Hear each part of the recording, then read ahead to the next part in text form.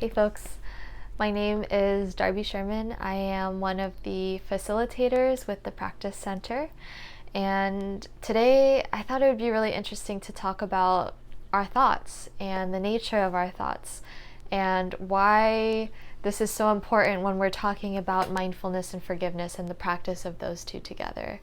So I think that the best way to start with all of this is with a statistic, because I love some good data. So 2005 National Science Foundation found that on average we have 12,000 to 60,000 thoughts per day. 80% of that is negative and 95% is the same exact thought as yesterday.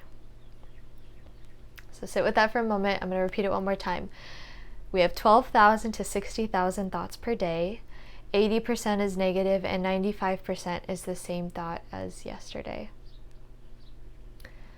So I don't know about you, but every time I hear that statistic, it puts a lot of my internal world into perspective. So I can only speak from my experience as a facilitator and just my experience of doing this work and living in my meat sack. I know that I'm somebody that runs towards that 60,000 thought per day. I'm sure that many of you watching this video are as well, because we live in a very stimulating world. We have a lot to process and take care of and do. And how many of you have heard of that monkey mind or have felt that monkey mind where you just, you're driving and you're just getting lost in your thoughts, or you do something and you realize I'm completely not here or present because I'm thinking about like 50 million other things, right? So if you're like me and have that kind of quick, windy mind, that alone can be exhausting to exist in our minds all day. But to exist with that speed of thought and that mental energy is actually quite significant, that toll that it takes on us. Okay, so that aside, then we take all of those thoughts and 80% is negative. What is that? 80% is negative and 95% is the same thought as yesterday. And again, I can't speak from anybody's experience but my own, but that kind of resonates. That 80% is negative. It's whether that is negativity or criticism or blame or judgment towards ourselves, or it's that same energy towards somebody else in our life, maybe somebody that we're interacting with closely, like a family member or a friend or a partner, or maybe that's towards the world around us, or even just the community around us, our workplace, our social structures, and then like that macro level kind of stuff too, right? So my light went out. What's new? So within our internal world, we have this 80% negative thought, but then 95% is the same exact thought as yesterday. And what this makes me think of is, an ice skating rink, when there's those grooves that are formed from the ice skating blades and they get deep. And have you ever, you're going on your own path and then you kind of get stuck in one of those deep grooves and it kind of throws you off, but then you're in the groove? And I kind of think about our brain in the same way, that our thoughts, the stories that we tell ourselves, the way that we respond or react to emotions, the emotions that we have, they're kind of all patterns and repetitive. And it's not our fault that we are like this. This is actually the way that our brain has developed to help us survive. Like negativity bias. If you are trying to survive in the wilderness and you hear the sound of, I don't know, like a tiger or a bear or something, and you go in that direction, something bad will happen. So part of the way that we've evolved to protect ourselves as humans is to remember the negative things that happen so that we can learn and do different next time, or protect ourselves differently next time. But how that evolves with us in this modern world is that we get a lot of ice skating tracks in our brain, and some of them aren't exactly kind, and some of them aren't exactly supportive to our lives, and some of them actually kind of keep us stuck, right? So part of the reason that, you know, this is important when we're talking about mindfulness and forgiveness is because when we look at forgiveness, we are processing the stories of our life. And some of those stories involve pain and grief and anger and suffering and blame and just all the things, right? Like all of those big emotions that are a lot.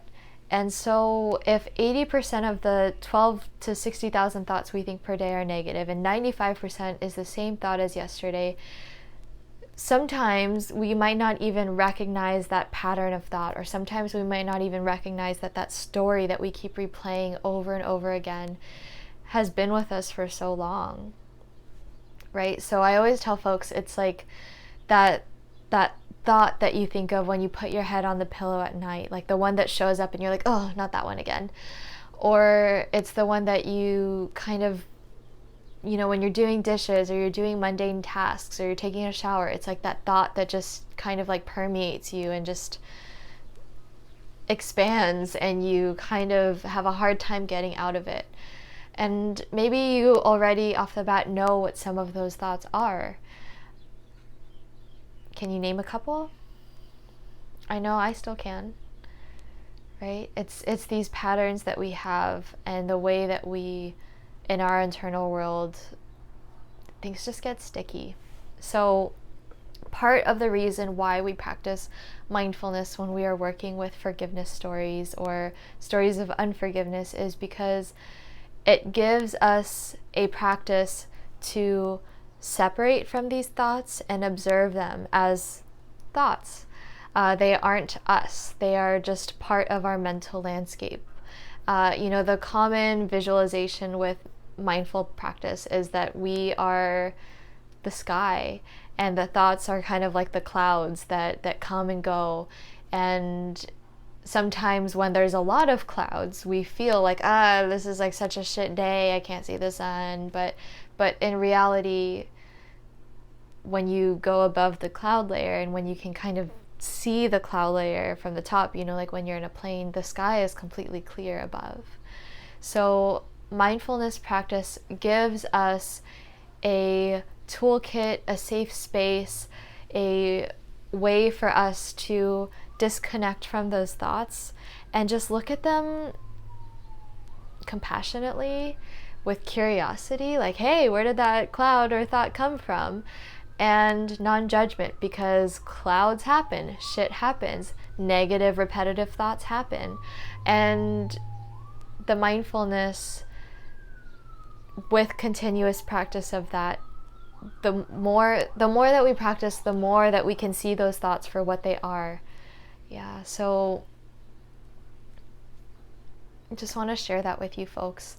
And that's why that, you come into group and we go through these different ways to practice mindfulness, because sometimes that is going to look like a body scan for you, a way for you to kind of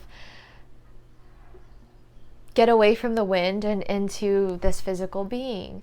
Sometimes that is going to look like a mindfulness practice. Maybe that's mindful walking, maybe it's mindful cooking, maybe it's loving kindness, because those thoughts are feeling especially negative. So what we're doing in group is giving you exposure to different types of mindfulness that you can implement when these thoughts are feeling really loud or really chaotic or really repetitive. So if you have any questions about that, please reach out to myself or one of the other facilitators of the practice center. This is something that, we love to talk about, and I think it's something that we're all passionate about, because we can all understand what it's like to be trapped in a mental space that doesn't feel good. And that's why we're doing the work that we're doing.